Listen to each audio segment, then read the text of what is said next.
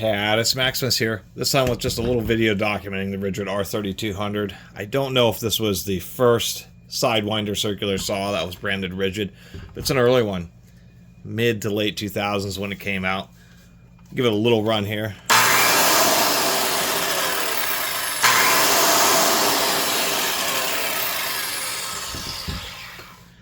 Sounds fine. It's a 5800 RPM, 15 amp SideWinder circular saw with the right hand blade. Probably the most common saw in the United States and probably one of the most common saw sizes in the world, which is a 7 1/4 inch 5800 RPM. Not known for the absolute, toughest of hardwood cutting power, but SideWinder saws are lighter weight. They still have plenty of power, and the reason they chose the extra speed, or my understanding is why they have the extra speed, and even really modern ones are like 6,000 RPM, is just to increase the finish quality and for them to be more of a general purpose saw.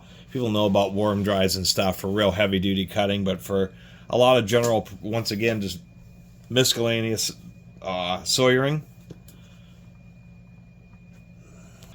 this is what people are a little bit more after. It helps to limit the torque a little bit, so there's a little bit less risk of kickback, and once again gives you improved, a decent finish even when you have a 24 tooth blade on it, just because it's moving so fast. Anyway, pretty modern saw. Well, I should say that since these types of SideWinder saws are just so ubiquitous, there's very little difference. It isn't like that video of a skill saw versus like an old the skill worm drive versus old Milwaukee worm drives, where there actually are several significant differences. The difference between this old Ridgid and a new Hitachi, Makita, DeWalt, all these different brands, or even older ones, is that there isn't much of a difference. You just have a motor and a single, pretty small gear reduction. It's really just minor features, and to tell you the truth, I mean, this one's in great condition. A garage sale find that I probably shouldn't have bought, but it was an impulse buy and allows me to document it. Aluminum foot plate, but on a lighter saw, these types of foot plates really aren't that bad. You just have to be aware of just because they bend a little bit more easily, but it certainly saves a lot of weight. Ridgid, interestingly enough, includes measurement scales both this way and crossways. One thing I will give them credit for is there's a nice deep cutout, and that's actually kind of innovative, where they have a black line for the 0 degree. So even if you're right-handed, where you're not going to get a very good look at the blade, you're still going to be able to see not only just the notch, but a cut line to follow. The other thing is, part of being modern, is the ventilation's right here at the front, so it kind of aims downward and blows away sawdust from the cut line,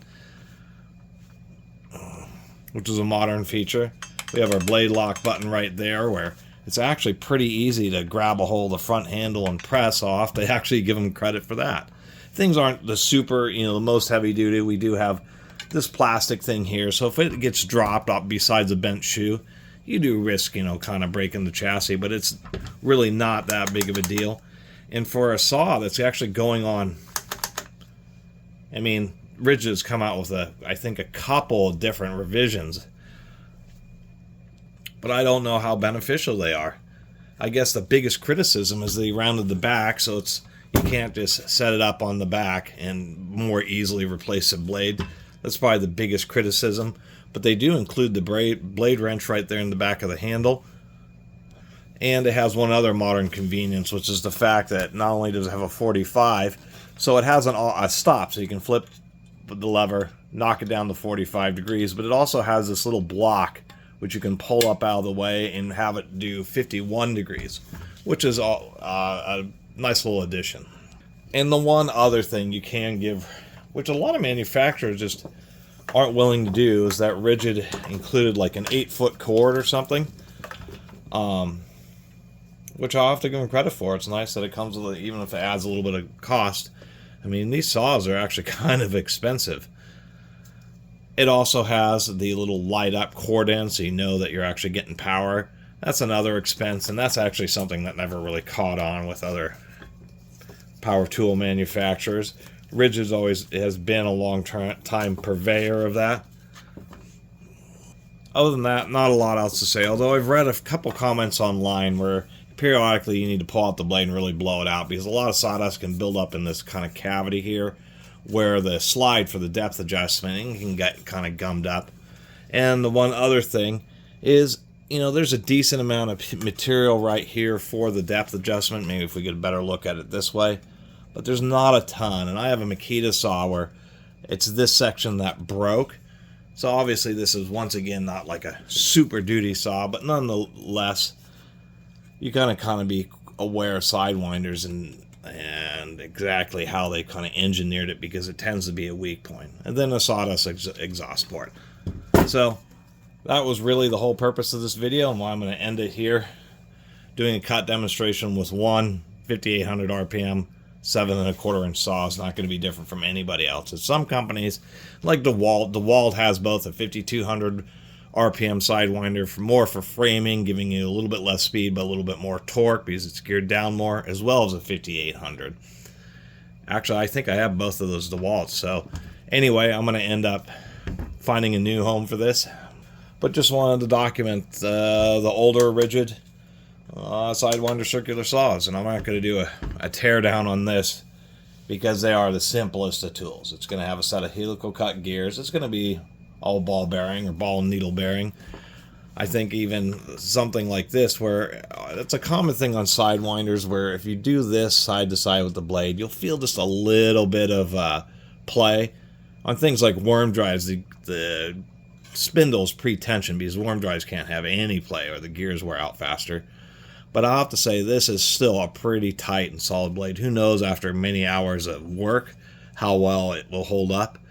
But I'll have to say that it's a pretty tight setup. And probably one of the most common of all power tools next to drills is going to be Sidewinder circular saws. Just so many places you go, there are just so many brands that have been made for over so very many years because that's where the two most common operations is putting a hole into something or cutting something. And to tell you the truth, I don't think Ridgid, I think this is one of Ridgid's better products, just because it's a simple product and it's really hard to actually kind of screw up making one of these saws. And there may even be a thing about these older ones being a little bit better just because it was just more kind of targeted, just, make a saw that works. But the newer ones are really kind of have a chiseled look and more, seem a lot more fancy. Where some of these older tools, even like I said, these Chinese-made Ridgid seem just, a little bit more purpose-built. Anyway, thanks for watching.